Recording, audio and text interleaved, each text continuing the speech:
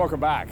Well, if you're watching the Korean hockey team march into the Olympic Stadium this week, you may be able to spot the only member of it who is not of Korean heritage. Connie Radunske is a Canadian, and the Koreans wanted him on their team so badly they made him a citizen. Now, as incredible as that journey is, there's an even more inspiring personal one. As Westhead of TSN tells us, it's a tale of a family tragedy and a reawakening.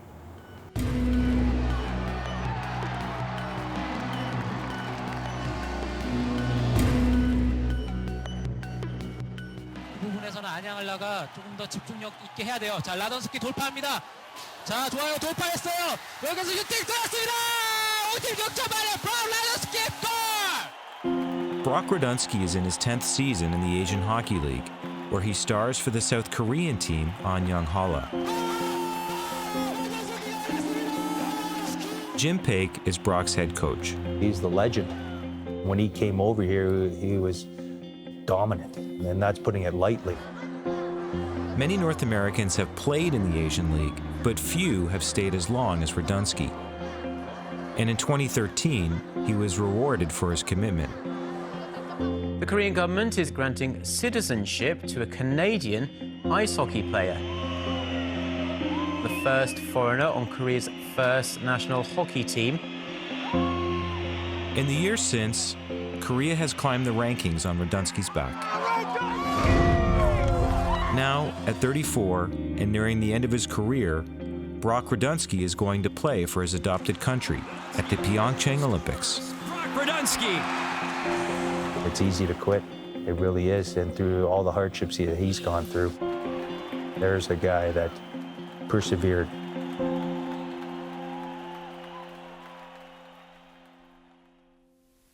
There's Brock. He's winding up for a shot. He slides. He's got it! Rocco scores the first goal. Radunske grew up in New Hamburg, Ontario, an hour west of Toronto, and about 10,000 kilometers from South Korea.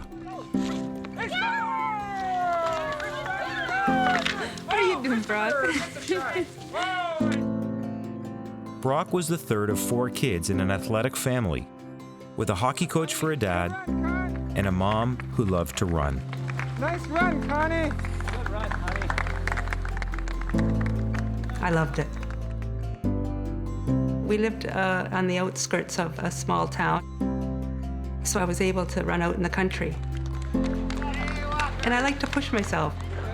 Good run, Connie. But Connie's greatest love was her children. I just loved to love them. Even when they were asleep, I'd go up and give them a big kiss. Yeah. I loved my mom. We had a strong connection growing up. Hold it up and let's see. We really got a lot of love and care from her. I just remember getting tucked in at bedtime and, asking for a couple more minutes, to be with her. One of Connie's great joys was watching Brock play hockey. She was actually pretty intense, getting into the game and cheering pretty loudly. I could always hardly wait to see him get out on his shift. His brother Chadwick remembers Brock was a star player from a young age. I would show up at the games when he was 8, 9, 10, 11, and I would bet my friends that he would score 3 goals. And he always would. As he got older, Brock got better and better, and earned himself a scholarship to play at Michigan State University, a powerhouse college program coached at the time by Ron Mason. Shot score! Brock Radunske! I think he's a pro all the way. I mean, he's got the size, the hands, the skating ability. I think you'll see him playing in the National Hockey League. Brock Radunske, it's a goal for Michigan State.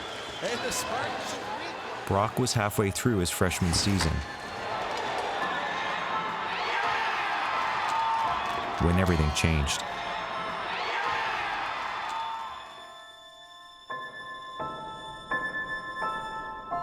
I was out running. I can't remember anything.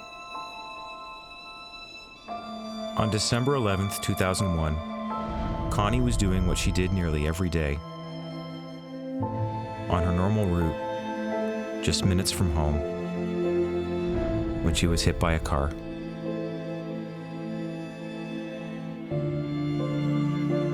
She was rushed to St. Mary's Hospital. Priest basically said, "You might want to go in and see your mom. She might not make it." Her lips were split apart.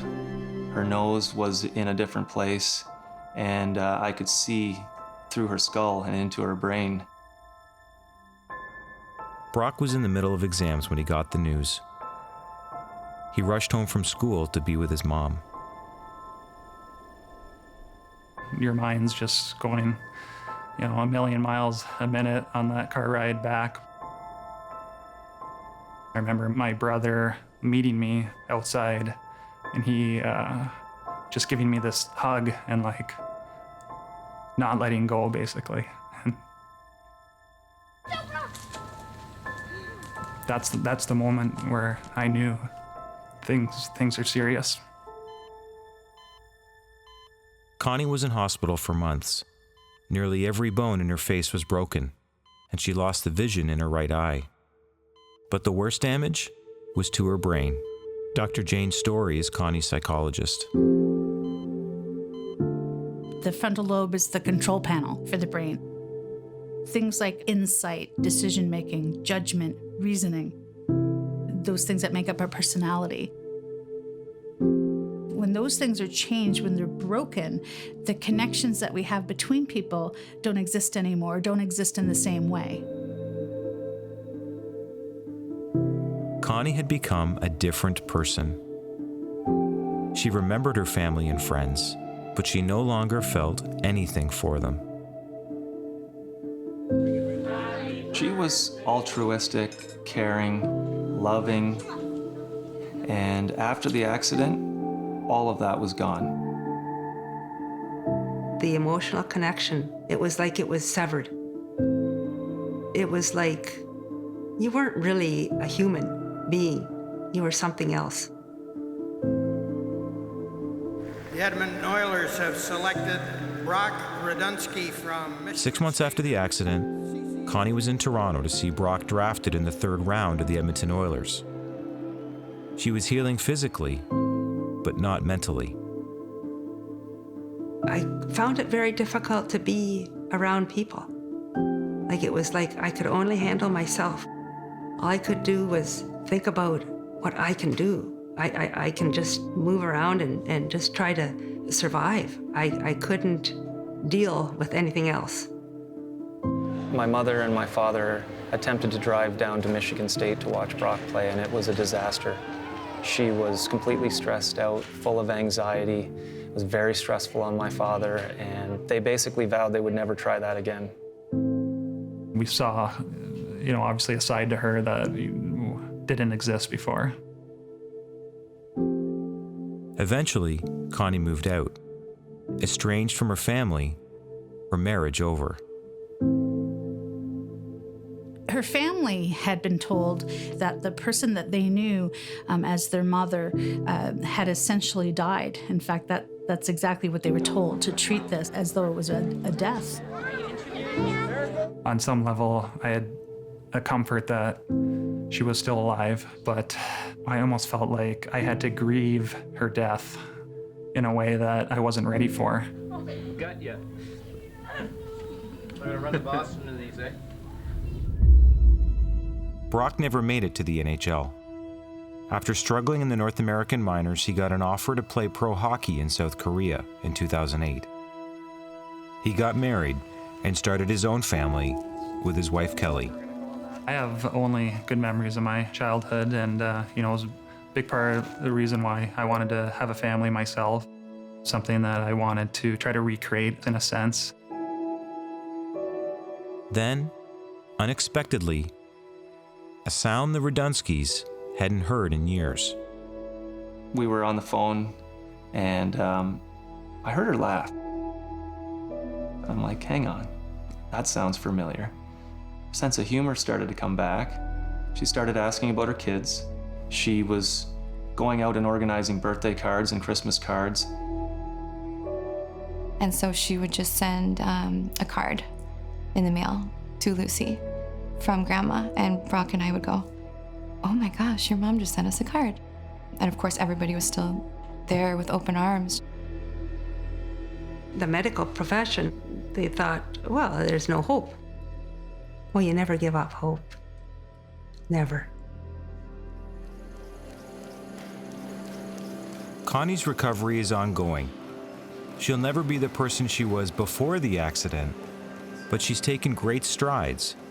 And last November, she did something her family never thought possible. You feel ready to hop on a plane? Yes. I would describe it as a miracle. I secretly hoped that there would be a sign someday that she came around, and for me, this is it. What's going on? How are you? With Chadwick's help, Connie flew 6,000 kilometers to Austria. Are you okay? Yeah. Yeah, he's taking care of you? Hey, so good to see you. Oh, man. She's here to do something she hasn't done in 15 years. Watch Brock play hockey in a pre-Olympic tournament with the Korean national team. Go, boys. Win that, win that, win that. Let's go, let's go. Right here, right here, right here. Yeah! Go! Radunske! Oh, man. The goal of the Olympics and getting the Korean passport, I've really looked at it as motivation to have my family be proud. You know, if that's something that they can brag about or say that, or my son, you know, played in the Olympics, that's something that makes me feel good. I think it means the world for Brock that my mom's here. The fact that he's reunited with her and it's a hockey thing, I think he's overwhelmed with emotion as well. It's been almost probably 5 years since I've had any family in the stands, so. Oh, wow. That's always special. Aw. Oh, I'm so proud of you, Brock. Thanks, Mom. Love you. Love you too.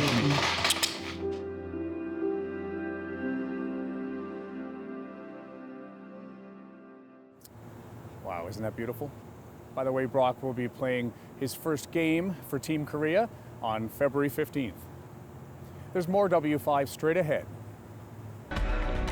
In a moment, reaching for the stars and beyond. Eisenhower ordered the Vanguard project to move out very smartly to launch their own satellite. We'll be right back.